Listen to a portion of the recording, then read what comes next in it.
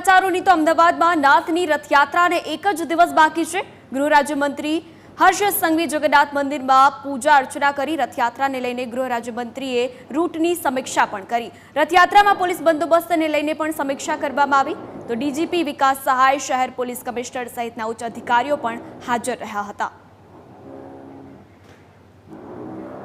તો ગૃહ રાજ્યમંત્રી હર્ષ સંઘવી અહીં પહોંચ્યા હતા અને મંદિરમાં દર્શન કર્યા બાદ તેઓએ રથયાત્રાના જે રૂટ છે તેની પણ સમીક્ષા કરવામાં આવી હતી। તો નાથની રથયાત્રાને હવે ગણતરીના કલાકો બાકી રહ્યા છે। ભગવાન જગન્નાથની અહીં પૂજા અર્ચના કરવામાં આવી, જેમાં હર્ષ સંઘવી પણ ઉપસ્થિત રહ્યા।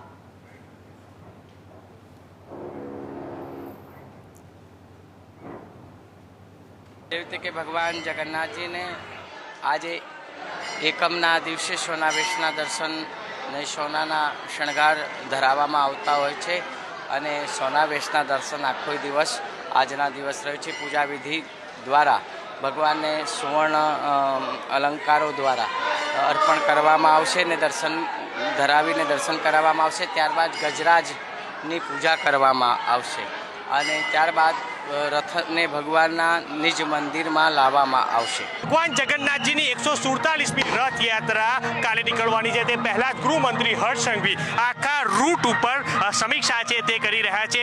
આ દ્રશ્યો છે કે જે હું બતાવીશ કે જે જગન્નાથ મંદિરથી ગૃહમંત્રી હર્ષ સંઘવી છે કે જે અહીંથી નીકળી અને તમામ સમીક્ષા જે કરશે કે જે પોલીસ બંદોબસ્તથી લઈ અને તમામ વ્યવસ્થા કઈ રીતના ગોઠવવામાં આવી છે તેને લઈને સમીક્ષા છે તે કરી રહ્યા છે।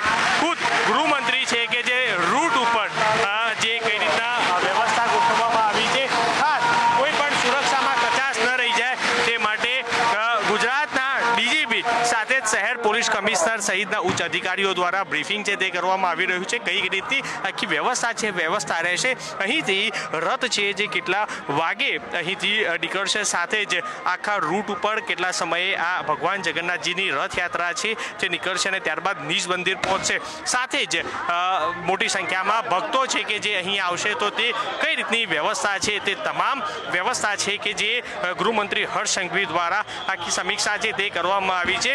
ગૃહમંત્રી હર્ષ સંઘવી મંદિર આવી અને સોનાવેશની પૂજા અર્ચના કર્યા બાદ આ આખા રૂટની જે સમીક્ષા છે તે સમીક્ષા કરી અને ત્યારબાદ મહંત સહિત જે ટ્રસ્ટીઓ સાથે પણ બેઠક કરી અને ચર્ચા કરી કે કઈ રીતની આખી વ્યવસ્થા છે તે ગોઠવાઈ છે। કેમેરા પર્સન નરેશ બુટિયા સાથે મિહિર સોની, ન્યૂઝ કેપિટલ, અમદાવાદ।